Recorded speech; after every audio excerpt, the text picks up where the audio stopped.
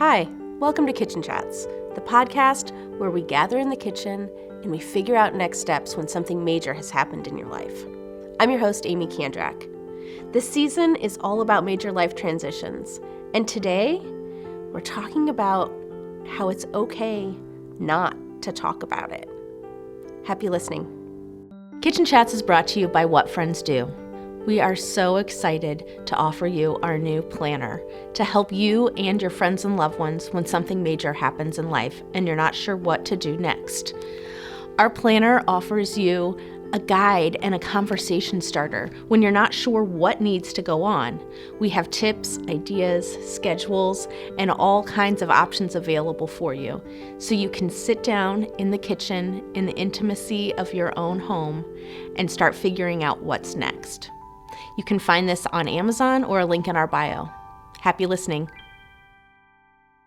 Hi, welcome to Kitchen Chats. I am your host, Aimee Kandrac, and today I am joined by my great friend, Dr. Samantha Franklin, school counsel educator, therapist, and longtime friend who's willing to sit down and chat with me, who's giggling because we're going to record our conversation again today and discuss what happens when you need to kind of go quiet and hide after something major happens in your life. Yeah, well, hello, thanks for having me. Thank you for joining me today. It's a pleasure, always, for us to have conversation together. Yeah. And I'm gonna completely out you here. Your face. You are a self-proclaimed introvert. Yeah, that Very much so. Very much so. And so I know that having these conversations about intimate things that are happening in our life is it's not your favorite, but I think that's also why I wanted to have you on, because I'm a little more extroverted. I'm actually more introverted than I thought, but talking to the introvert especially about not wanting to share things when something major happens. Yeah, this is a great topic for me. This is a great topic. When you approached me about it, I was like, ooh, yeah, because I am a retreater. Okay. So tell me more about your retreating. I've got some thoughts about when I've seen you retreat. Yeah, for me, retreat is comfort. For me, going out into public, into social spaces is very uncomfortable, and it makes me feel unsteady. So if I stay home, stay within my boundaries, stay on even my property, if I go walking or something, if I'm in my yard, those are all very comfortable, safe spaces for me, where I have a little bit more control and where I can relax, adjust, reset in my space. I think extroverts, get energized out in the public. Mm-hmm. An introvert, like me, would be energized at home. Or even out in nature, but alone. Sure. But I found as I was going through major event after major event after major event that I could not go out in public. I could not face anyone. I didn't want to have to tell people what was going on. I've shared this story before, but I didn't even want people to say, "Hey, how are you?" Because I would completely break down into tears. Like I couldn't lie because I was a train wreck, a shattered mess. And that's true. So we just had experienced, about 4 weeks ago, a very traumatic event in our family. And in talking with people, some of the younger people, about what would happen, what I shared with them was the thing about going out in public, going to work, going wherever is, you've had a major life event and your life has stopped. Mm-hmm. Meanwhile, everyone around you, their life carries on. And, you go out with friends and people will say, go out with people. But you get with friends and they're laughing and having a good time and you're just thinking, there's nothing funny right now. I'm having a serious experience. And so I think that's why I find safety in retreat is this, I don't want to, if I'm having an experience, I do not want to engage with people who are having a good time. Because for me, there's nothing funny. Mm-hmm. Yeah. There's nothing funny. There's nothing I want to go back to what you said, because I think it really resonated with me. Your life stops. And everyone else is still going on. And I don't need everyone to know at that moment why my life has stopped or that it has stopped, but I could not go on. I could not fill anyone in. I couldn't even, but more than that, like while I was super insular, I didn't have the capacity to ask how someone else was, and I really didn't frickin' care. No, you don't. And that's real, and I think that's valid. At this stage in my life, I'm pretty honest with people. So if they ask me how I'm going, I will say, "How much do you want to know?" Mm-hmm. And if it's a passing thing, I'll be like, "I'm fine." But if it's someone like you or an intimate friend, I will say, "How much do you want to know? How much time do you have?" Mm-hmm. Because if you have an hour, you're getting a lot. I can fill it. So it just depends, and I'll just be very honest. Now, how much do you want to know?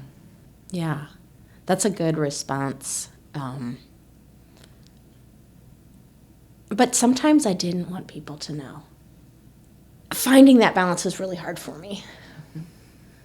It is hard. It is hard, which is why I choose retreating. Because then I don't have to talk to anyone. And then, interesting, when I come out, then I can tell people, that I can keep a straight face, I cannot cry. But when you're going through your experience, it just feels like you're on quicksand. You're on quicksand. And even though people are well-intended and, like, even really close people, I just also didn't want to have to keep them updated, right? Like, didn't tell anyone that I was having surgery because I didn't want to have to get them worrying about it. I didn't want them to have to check in on me or not check in on me, right? Like, that is also weird and awkward. What about when I do finally share and then they don't respond? Because it was a lot of stuff happening, right? Mm-hmm. So many things. How do you support someone through that? And it's easier for me as the person who needed support to just be like, I can't. No. Yeah, how do you? And what about if you share with something that makes that person uncomfortable? Uh-huh. So you have to be so careful about what you're sharing. And also, I don't necessarily want to be the topic of your gossip sessions either. Yeah. So I have to figure out, I have to be in the right space of mind to share what is safe to share, but it's also beneficial for me to get off of my heart with someone who is safe enough that I know won't share, or if they do share, I don't care if they tell it. That was really hard for me also because there were a couple of people who, even as I began to reemerge after months, reached out. I thought they were safe to share. And then I come to find out, people who I haven't had contact with in a really long time knew all kinds of stuff. And I'm like, okay, well, this clearly came from lunch with this one person. Mm-hmm. And then I haven't heard from that person in 6 months since I shared, And the gossip is, I don't know, it hurts. It's hurtful. And not only is it hurtful, but it's, there's so many things about gossip, and I do not want this to turn into that. But so many of these situations, at least for me, were changing on such a regular basis. There was nothing, because it was quicksand, right? Like, my situation was changing on a weekly basis. They didn't have the updated info. Right. Yeah, and so when the check-in comes, I'm always interested in what it looks like. Mm-hmm. If it's how are you or what's happening. Oh. What's happening? Any updates? No, there's not. Not for you. Not for you. But if it's a how are you, then I can tread a little bit more lightly on how this conversation should go, and I can control it. If it's any updates or what's happening or what about such and such, I'm probably not going to respond. And that's totally fine and valid, right? Like, that should be you're done. You're done. You're done. But I honestly, I haven't had that happen too much because I'm very careful with who I share with. And again, what I do share can be repeated. Yeah. So one of the things that I was thinking about as I was prepping, which I didn't prep a lot for this because I don't. This is organic conversation. Sorry, viewers and listeners, you're getting us ready to go. But I've seen you retreat. I've seen you go quiet.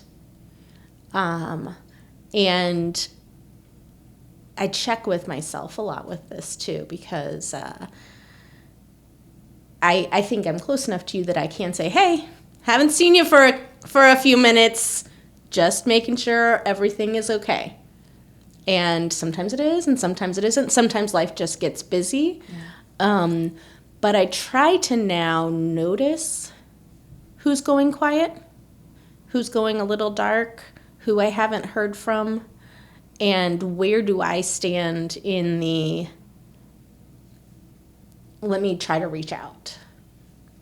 Yeah, and that's always helpful. It's always helpful. And I've done that too with people. Sometimes I just, people are going through things like texting is great. Because you can text, and again, that person can respond or not respond. But at least they know that you're thinking of them. And sometimes there isn't anything going wrong with me necessarily. Sometimes I just need to recharge. Mm-hmm. And like you said, sometimes stuff is happening. I'm just like, whoa, this is a lot. This is a lot. But reaching out is never harmful, I don't think, if it's well-intentioned. If it's well-intentioned. And I try when I'm reaching out to also, if I know something is going on, just to say, you're on my mind. I'm thinking about you. If you want to respond, fabulous. If you don't want to respond, no problem. No problem. I actually saw something recently where someone, and I'm afraid I'm going to mess it up, but we'll make it go.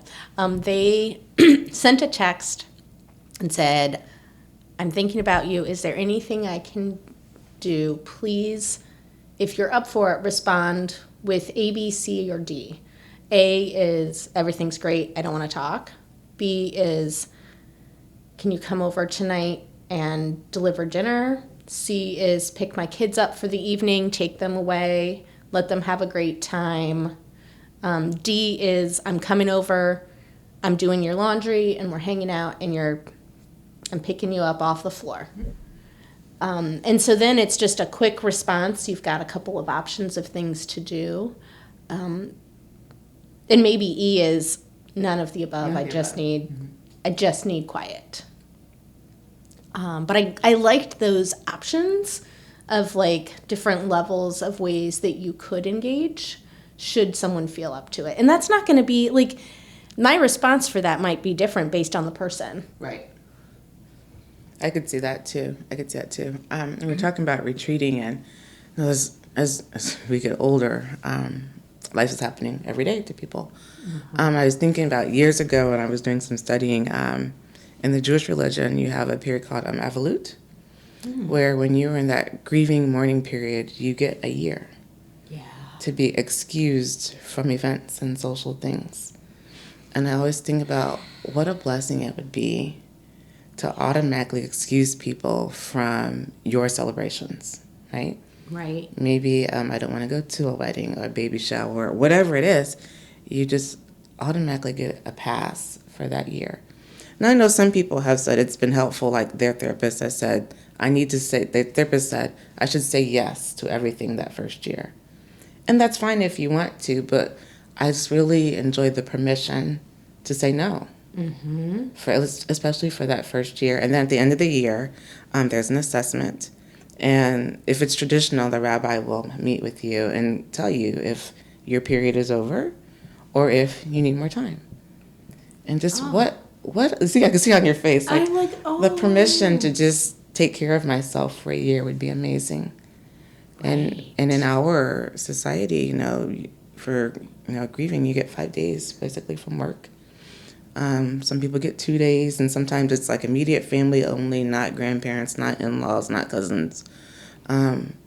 just what a gift to have that year. What a gift to have that year. And as a reminder, one of my podcast episodes that just came out was about grief and how grief isn't only for death of a human. Grief might be around any life event that you were not necessarily planning or expecting, or maybe it is something that you plan and expect, and it's still grieving, right? What a gift. Truly. I left town for months. And I feel, I have a smile on my face talking about it. It was so therapeutic and healing, and I really, really needed that retreat, like physical retreat. But I remember when I came back, I'd been not off the grid, but pretty unengaged socially for, maybe 8 months, 7 or 8 months at least. And I remember going out to dinner one night, and I saw someone who I had not seen for at least 8 months, maybe longer.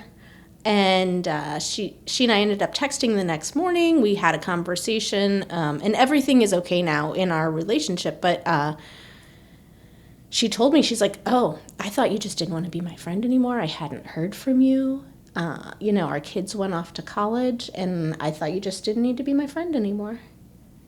And I know she was hurt in that, in not hearing from me. And I got a little angry. Like, internal Aimee was like,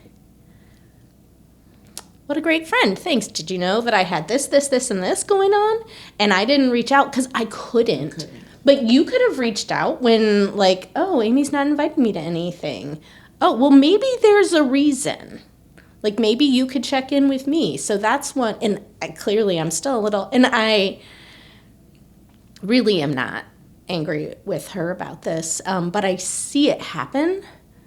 I'm sure I've done this to people where I'm like, well, I guess we just don't want to be friends anymore. And sometimes that does happen. Sometimes it happens. But more of it where I was kind of like, it really had nothing to do with you. Right. And usually it doesn't. Usually it doesn't. It doesn't. But I think that no one wants to assume that you're going through a hard time. I think, out of love and respect for a friend, you just don't want bad things to happen to them. So it's easier to be like, she must be mad, than she's going through a really hard time. But you could check in. But then be like, "Hey, do you want to go to lunch?" And then I have the opportunity to say, "You know what, I just can't right now. Thank you for the invitation." And or I can check in again. But I, like anything that happens,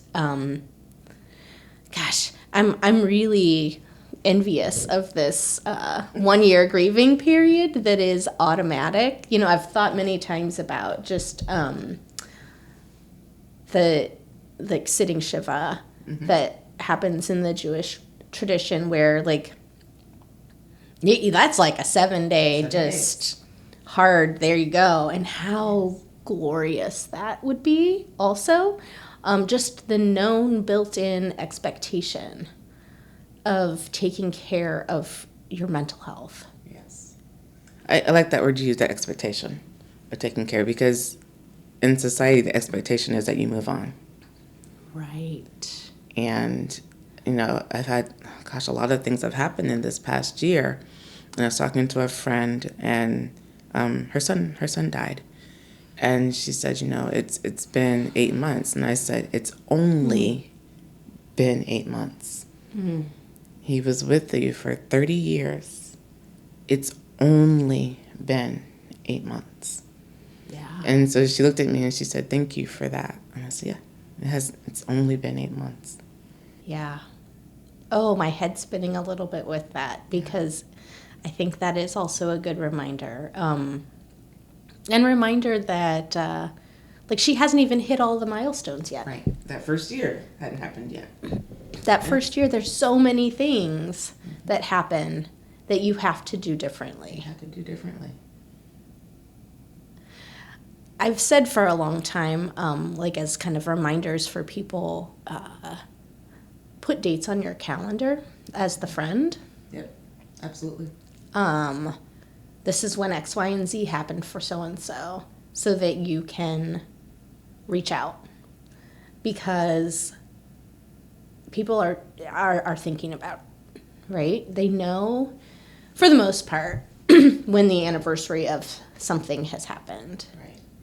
And then you can kind of try to anticipate for that person's needs, right? Right. You can anticipate, I might need to make dinner. Because, especially when you're grieving a death, the first week or two, you're surrounded. Mm-hmm. But then your visitors decrease, your support decreases, and truly, your needs increase. Yeah. Because once that shock wears off and you're busy planning the funeral or the service, whatever, and so your mind is occupied. Mm-hmm. But once the shock wears off and you get some free time, that's when you actually need the food. Yeah. That's when you actually need people to clean your house. That's when you actually need people. People to come and support you when you have to, Right. walk into the bedroom and their things are there. Right. Kind of like, when you have a new baby, everyone comes when you're on leave. Right. But when you go back to work, that's when you need the food delivered and the house cleaned and the laundry done, because you've got now an added role and responsibility.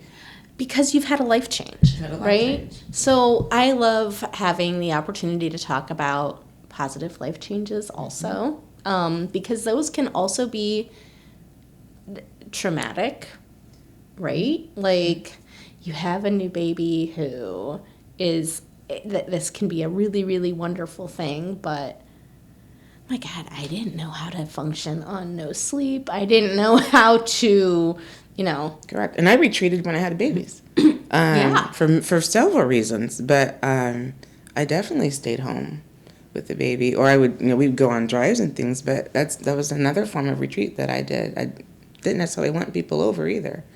No, and I think there's some, again, we'll use the word expectation. I think expectation and realization that a lot of people are, especially in this time of lots of illness, like you don't want a lot of people around your baby. You don't want germs in and out of the house. So I think it's not unusual. It's not. I think people are well intentioned, but I sometimes wonder if the intention is for their benefit. So if you're going through your experience and people want to say drop off a dish, why can't you just drop it off at the porch? Why do you have to come in? Yeah. Why wouldn't we have a conversation? If it's really about you making sure I'm eating, you could drop it off on the porch and keep going. Mm-hmm. But if someone says, I prefer not to see people, then don't come banging on my door. There's also this added thought that other people know what's best for adults. Yeah. And so if the boundary is set, then please don't cross it. Yeah. And just because I was happy or you were happy to have food brought into your house, right. Food brought into my house is a death wish. And so please don't do that.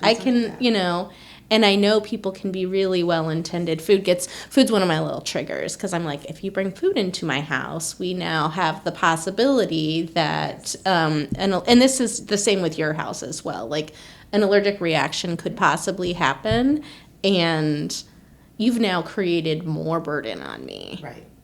So sometimes the well-intended, this is what I think would be really good for you, is not. It's not, especially when I specifically said that I don't want that. Yeah. If I want to be alone, please don't show up at my doorstep with, popcorn and we're going to have a movie night, because I don't want to do that. Right. And I don't have capacity for that today. I don't have the capacity for that. And then I might get a little snarky, and then it's going to be a whole situation. So let's also talk about the ability to change our mind. Mm-hmm. At the last second. Yep. Because I know for me there were definitely moments probably like on my third cup of coffee, and I was like, okay, fine, I think I can do it today. I'm going out. And then I would be ready to get in the car, and I was like, nope, can't do it. Can't do it. Gonna have to cancel my plans right now. And I think that's okay. It's more than okay. It's more than okay. And for the person whose plans got canceled with, you kind of have to go with it. It's not personal. It's not personal. Especially, again, in that first year. You have to respect that. Yeah. It's not about, I don't want to see you. It's just, I just cannot do that today. And also, if you're the person who's being canceled with, I would say consider the strength that that person had to have to say, I can't do this. Yeah. Because it takes a lot to cancel. Because they know that they're letting someone down, or someone has, this chunk of time for them in their schedule. So if someone says, I can't do that today, it's been a whole thing in their mind about, can I call? Will she be upset? He changed his plans. It's a whole thing before the I can't do it comes out. Yeah. And it rarely has to do with you. Right? It's like, okay, what else triggered? What else? Like some memory popped in of the last time you went to this place, or who knows? Or you got an email or a text that came in of some other, for me it would be like, oh, well, now I got like an email from a lawyer, or now I've got to, take care of something else, and it would put me under. Yes. Again, because the person's already on quicksand. They're already on quicksand. So it doesn't take much to go further under. Right. It's different if you're on steady ground and something happens and you can figure out a quick solution. But if the person's already on unsteady ground, it doesn't take much. What Friends Do is all about, like, providing that safety net. And so I like to have options for people for ways they can provide support. And I think we've talked about some of them, right? Like the text. I think if you're not a person who's close enough to have that text, a handwritten note is super unintrusive. Hopefully you are not dealing with, the horribleness of the Postal Service right now, but you are. We're all at the... so hopefully it'll show up. But, you can be well-intended with a handwritten note that just says, you're on my mind. Like, there are aisles full of thinking of you notes with a reminder of, here's my phone number, should anything come up. Right. But what are other things that people can do when they see someone retreating? Because I think you and I are also in a slightly different space. We do have really good support networks who will come in should we get to the point that our retreat has been too much, right? Yes. And not everyone has that. There are definitely people I can think of clearly right now who, once they start to retreat, pulling them back out, not because it's my job to pull them back out, but because they have depression and other mental health things that sometimes people do. It is beneficial for us to come in and provide additional supports. Sometimes it's necessary. Yeah. So, for example, if you send that text and you don't get a response, I don't know how long you want to gauge it, then you send another one, then sometimes you do have to. As far as reaching out to people, I really like drive-bys. And I'll just leave stuff on the porch. Just say, hey, I'm thinking of you. I don't have to go in. I understand that you want to be by yourself, but I was thinking that maybe these would help. I love to leave flowers. Yeah, just leave it. Because they're like bright, they're cheery. I know for some people we're talking about allergies again or whatever, and then they die. But whatever. Yeah. But you could just leave it, right? Yeah. Because then I was thinking about you. This might help you out. But I also understand that you set a boundary that you want to be by yourself. Mm-hmm. So I can do that. And I do that. I don't even think I ring the doorbell. Because that person could be upstairs. They could be trying to nap. They might be trying to nap, and that doorbell is... Right. They could be listening to music. They could be sitting right there by the door watching me for all I care. But if the boundary's been set, then don't step over. Whatever the boundary is, don't step over it. And unannounced visitors are never welcome. They're not welcome. They're not welcome. I can think of like maybe 2 people who would be able to do that at my house. But I think that's a great idea. Just, the mail system, running by, dropping off something. I'm a big fan of sending text things. And then that someone will like heart it or whatever, so I know it's received, and then that's it. And I just want to let you know I was thinking of you. Those are my go-tos because I'm also a very big person about maintaining boundaries. Mm-hmm. So I'm not an overstepper. Mm-hmm. I'm working on that.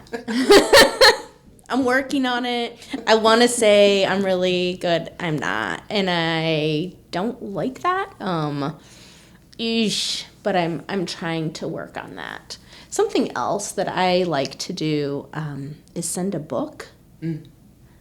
Maybe it's about a topic that I think is relevant. Maybe it's just a book I just finished that I really love. And I think it has a couple. One, you can just order it and have it mailed. Right. Or you can, if you know they're a Kindle reader or an ebook reader, you can send it to them that way. But I think it also then has the opportunity for follow-up. Right. They probably haven't had a chance to read it, but maybe they have. You can say, hey, is there any chance you did get to read that? And then you can talk about it together, right? And now you have an additional conversation starter where it doesn't have to all be about whatever's going on. Right. It doesn't. And I think as you were talking, I was thinking I'm a member of a massage club, and I often don't get my monthly massages, so I think I have like 17 on my account right now. I let them build up. So one of my things is I just go over there and I'll be like, how many are on my account? And I'll get like a dozen massage gift cards. Yeah, I know. I gave you one. It was so great. But especially to women who are having a really hard time, like, just take this hour and you can cry, you can sleep, you can do whatever while you're there. But I have to drop those off too. The people just need like an hour. Yeah, you did give me one of those, and it was so great, right? Yeah. It was, now I'm like, oh, that sounds like a good idea. But like I said, I've already paid for it. Right. I haven't used it, so why not just give it to someone who can benefit? And it is such a treat. That was a treat. Thank you. Because then, additionally, I could get out, I could do something, and I didn't have to talk about it. Right. So that's something else that I noticed with me. And I've talked to some other friends about this also. Sometimes I would feel like I could go out. And it depends on the day. It depends on the minute. But sometimes, like, I do care about you. Even though I'm in a dark space, I do want to hear what's going on with your life. I do want to know. So asking and gauging where your friend is, I don't want, while I might need to hide and retreat, I also don't want to have to completely come back into the world in I missed everything that happened in all of these people's lives that are important to me. Like, please do share the good news about your kids. Please do share the, wonderful things that have happened for you at work or other places in your life. So knowing that even though we started this conversation saying, I cannot laugh, I don't really care, there are other times where I do. And sometimes those times are like minutes apart. And that's what happens with emotions. And that's what happens with people who are, that's what triggers are. I could be okay 1 minute and not the next, and then okay again. Yeah. That's just how it goes. And truly, as you were talking, I was thinking, it doesn't even have to be like a dark space. Maybe I just don't feel like it. Right. Maybe I just need time by myself right now. And then so if I say that I need time by myself, and then you see pictures on social media of me having a good time, it doesn't mean I didn't still need time by myself. Yeah. It means that time happened, and then kids came home, and sometimes you have to put on a happy face. Yeah. When your family comes home, or maybe your family is your bright spot.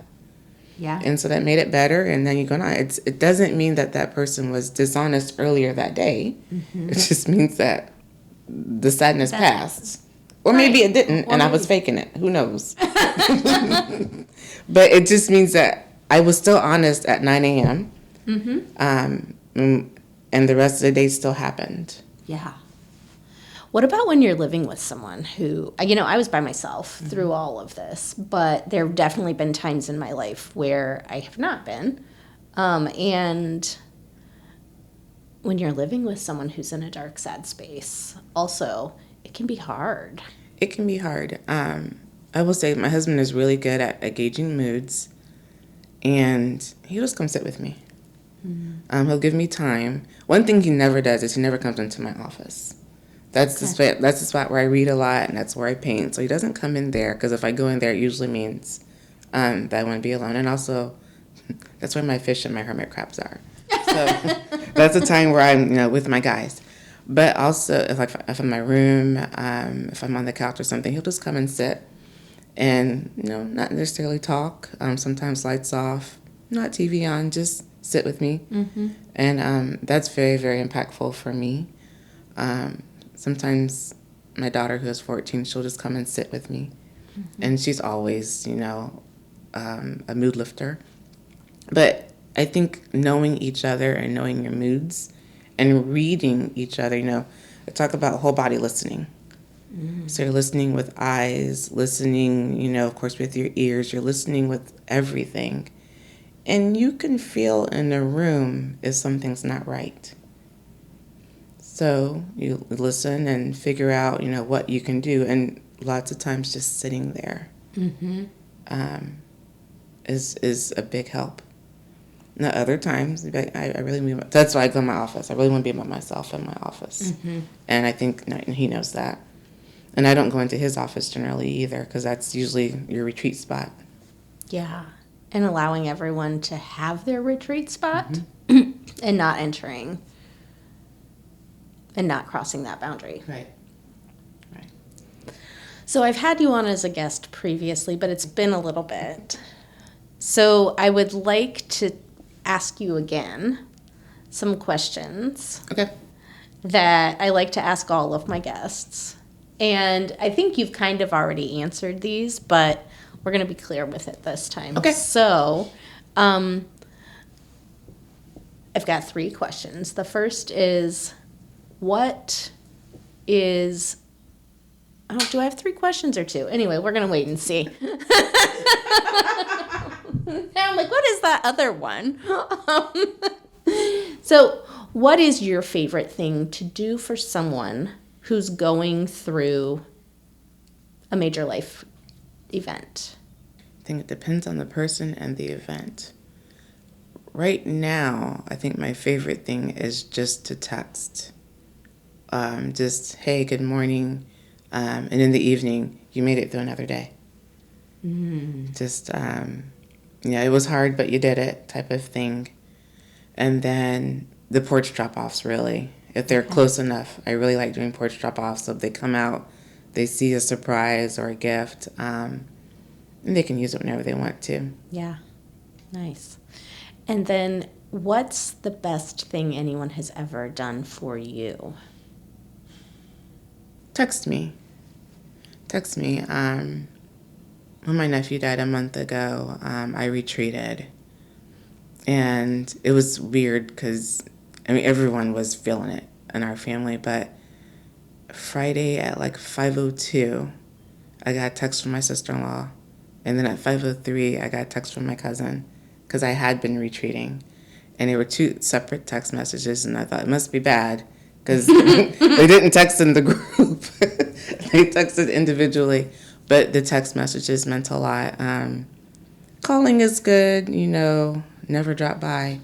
But texting is good. Okay. Well, do you have any final words of advice? Really just listening and adhering to boundaries. I love that whole body listening. Yeah, people will give you signs. Just listen, take a breath, put their needs before yours. Their needs before your wants. How about that? Oh, I like that. And maintain those boundaries. Samantha, it's always a pleasure Thank you to for chat having with me. you. Thank you for Thank you. joining me today, and I can't wait until our continued conversations. Okay, me either. Thank you for having me. Thanks. Kitchen Chats is brought to you by What Friends Do and co-produced by Aimee Kandrac and Songbird Media Group. Never miss a conversation by subscribing to Kitchen Chats with Aimee Kandrac on Apple Podcasts or your podcast platform of choice. Like us, rate us, share us with a friend. You can find more resources for those kitchen moments in your life by going to whatfriendsdo.com and following What Friends Do on your favorite social media platforms.